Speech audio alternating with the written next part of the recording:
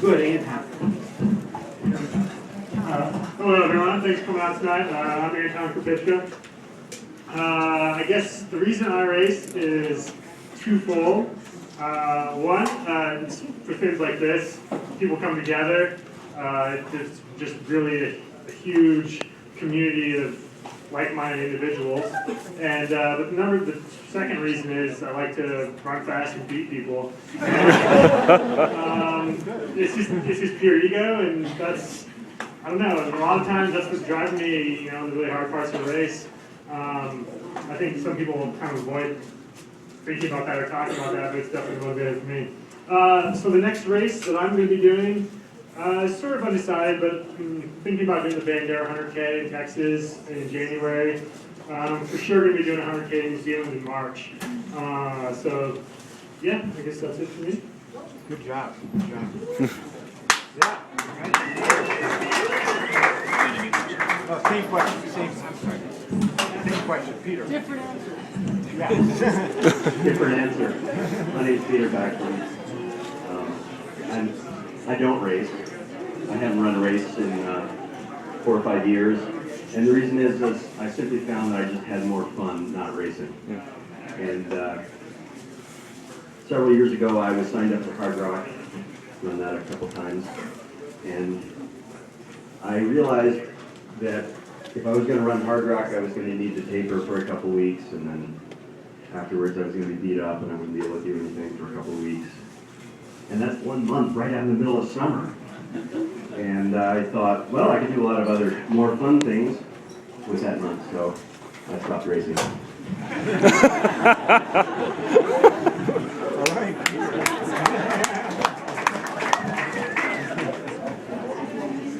Thanks everybody for coming out. It was fun running. I'm Scott Jurek, and I guess the reason I race, like Tony said, it brings people together, but I think the race environment kind of pulls those survival instincts out of me, and I don't like to use the word force, but it pretty much forces me to be the best I can be. And so I think competition is helpful when you want to really bring your body to the edge and just see what you're made of. So that's what I think racing does. But I think you can still get some of those elements if you're caught out in a windstorm or up in a mountaintop somewhere. You have to survive too, so you don't always have to get in a race. My next event, I'm going to run some shorter 50-mile, 50K races earlier this spring, and then hopefully everybody says shorter. Well, considering I want to run another 24-hour in the beginning of the season, so May, June time frame. So that's the focus, and then maybe another 100-mile on the trails. Thank you. We're going to do some Q&A in a minute, but I'm going to do another question for the terrific trio here. And that is, what one training thought would you like to impart? You can do two if you want, but basically one succinct thought that possibly you don't read the magazine or possibly other people haven't thought of. Or maybe what you think they need to think of. Let's start with Tony. As a lot of people probably know, I'm not really big on training schedules and that sort of thing. So I guess for me, it comes down to really tapping into the passion you have for the sport and using that to motivate yourself on a daily basis in order to be consistent. A lot of times, not every single day is a great, magical outing, but you have to kind of suffer through those tougher times in order to have the magical outing. So just being consistent in your training is, I think, the most important thing, even if it means just getting in a 20 or 30-minute run, if that's all you have time for. So yeah, consistency. Stick the same order. I don't really think about training because I don't race. I just like to go out and run, so that's what I do. And if you do what you like to do, you'll probably keep doing it, and you'll do it as well as you feel like doing. So that's sort of been my philosophy for quite a long time, and I'm still doing it. How much do you run? I don't know. I typically run about two hours most days, and take a day a week and run something long on the weekend. So my best training advice, I would say, if I were to sum it up, number one, listen to your body. And I think it takes a while to learn that. And everybody wants to know when, how do you know when you're pushing too hard? How do you know when you should push through an injury or back off? And I don't think there's a magical answer, but I think the key thing is really pay attention to what your body's telling you. If it's tired, take it easy that day. If you feel great, push it hard and run a bit faster than what you normally do. But when it comes to injuries too, you got to pay attention to it. And as somebody who has treated a lot of injuries, had some injuries as well, you want to catch those before it happens. So I think with training, do what you can as far as the volume, but always listen to your body. What single moment can you describe, can you share, that could tell us why you run? A singular instance, a thought, whatever that might be, that epitomizes the sport for you that exists in your heart. This is why you do that. Yeah, winners. Let's see. Well, this morning I was out running, and I was on top of La Plata Peak in the Swash Range, and yeah, it's just when I'm out there, it's pretty windy this morning and kind of miserable actually, but for like the 2 hours that I was out there, that's what I was doing. I very much had a purpose during that time to get to the top of the mountain, and then once I was there, to enjoy the downhill on the way back. And I think a lot of times, we're all looking for somewhere to direct our energies and some reason, some sort of purpose. And for that 2 hours, that's what it was. And there's nothing like just being in the moment like that, I guess. That's why I did it. All right, that's good. I was thinking about this right now because this is really good. Yeah, I think what epitomizes running for me is not a particular moment, but any moment when I feel present. And something about running that it's sort of easy for me to feel present and to feel connected with the surroundings. I think that's what Tony was kind of expressing just now. And so I keep doing it for that reason. And some days, it's hard to connect, to get into the flow. I think people know that term, flow. Some days it's hard to connect with that, but other days it just happens. So to me, that's what it's all about, actually.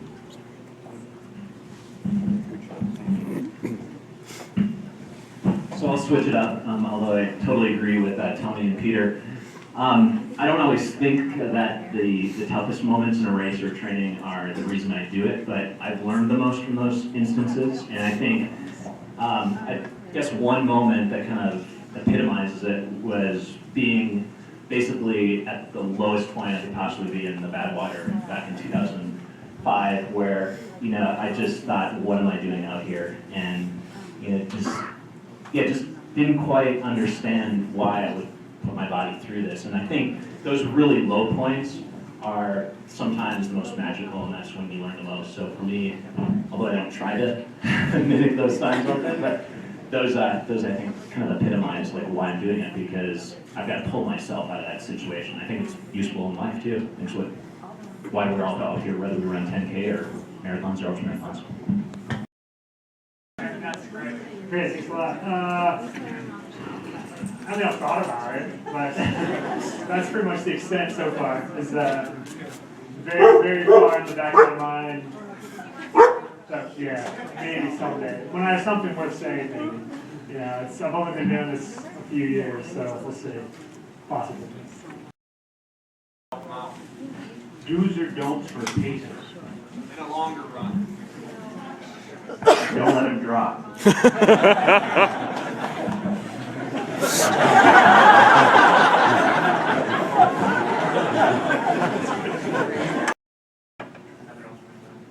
your training schedule differ for a 24-hour, which is on a track, versus a 100-mile effort, which is usually on a trail? There's, in some ways, not a whole lot different besides, what I try to do is I try to get on the roads and do some speed work and try to get my legs used to, being here in Boulder, it's hard not to run on trails, so I still like to get on the trails, and sometimes I wonder, like last year when I was training for a race in December, I ran so much trail and maybe I didn't run enough pavement. So I'd say probably getting on more pavement, more flat terrain, just so the legs get used to that, that same type of rhythm and that stride rate and stride length that you would on the roads. I don't do a lot of loop. I know my wife Jenny gives me a hard time. She's like, I don't think you did enough track runs. And I didn't run around the track for 2, 3, 4, 5 hours. Just because I think mentally it's the same whether you're running on the trail or running on the track. You just have to get in that groove and just keep going. But who knows? So maybe I'll have to get on the track. The great Giannis Kouros, that's all he did was basically, he'd go to the track every morning and run the track for 2 hours. And that's how he trained. So maybe that's what I need to do. He's a world record holder, so. This area. Geez. I like Fern Canyon a lot, Bear Peak, just because it's proper steep and technical and Green Mountain, maybe? yeah, I've run Green Mountain a lot. Green's really good. There's a lot of variety. You can do steep stuff. You can do a little more gradual climbs. Really nice smooth trail, technical trail. That's my favorite stuff. Great. 14er. How many 14ers have you had? Is there 14? Oh gosh. 110 or so, I think. Yeah. It's about average, right? Well, I have a pretty good fondness for Mount Sanitas because I can see it from my bedroom window. I also, getting into winter, I tend to go a little bit further east sometimes in the winter because I get tired of running on icy trails and slipping on rocks and falling down like I did 10 days ago. But, so I tend to go out east and run a thing I call the Trail Around Boulder, which is almost a completed loop around the entire city all on dirt. And I mentioned it also because we're trying to complete the loop. And so you may see this in the newspaper or whatnot, that there are certain sections of that loop, 38-mile loop around the whole city that are missing. And we need to push the open space department and the city council to finish those. It really is a terrific loop, and you can go to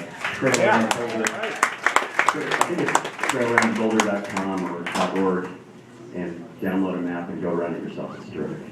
That's good, thank you.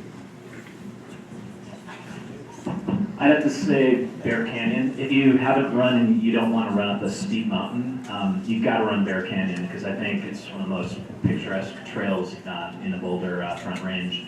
And then I'd say a close second is the Old Mesa Trail. And it's an unmaintained trail, but it's an old route. And if you just keep going on the mesa instead of dropping down to the South Mesa Trailhead, just take that little ribbon of single track that goes down to El Dorado Canyon. Just be careful when you get to the private land down the bottom. But how did you get over your plantar fasciitis? What a question. That's a good one. It took a while. Plantar fasciitis is a really tough injury, and as somebody who's treated a lot as a physical therapist, it still puzzles me sometimes what really makes it better. But number one, if you're not wearing a night splint, I think that's really what did it for me. It sucks, I know, wearing the boot, and your significant other probably doesn't like it either.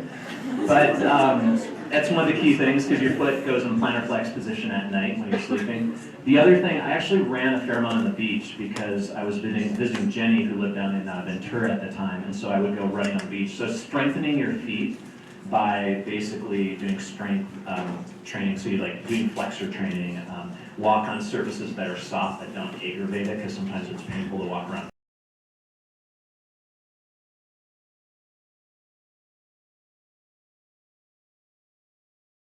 Not fully qualified, but I'm on that program here shortly, so I guess maybe you can. Whoa! No. Going on to it, but sorry. So I could maybe answer that more intelligently. But I think as far as just even having other commitments, with work, and even if you don't have kids, just even having a significant other, they probably question, why do you spend all this time running? I think what's really key is making sure in a relationship the other individual understands why you do this, and they don't have to be a runner, or they don't have to be passionate about the thing that you do, but just so you understand your passions, I think is really critical, and you just give each other space to do those things. But then you have to be willing to give that other individual or your job time. So it's a tough thing, and when you think of us as ultra runners, like all we do is run, there are times where I just run 45 minutes an hour a day. It's not like we're always out running 20 miles and just totally climbing 14ers and running trails for 8 hours at a time. So it's like finding that balance between everything, and a lot of early mornings and sometimes evening runs. You just learn how to get it in.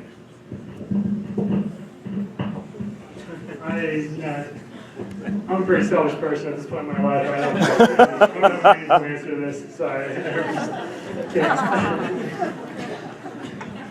Sorry.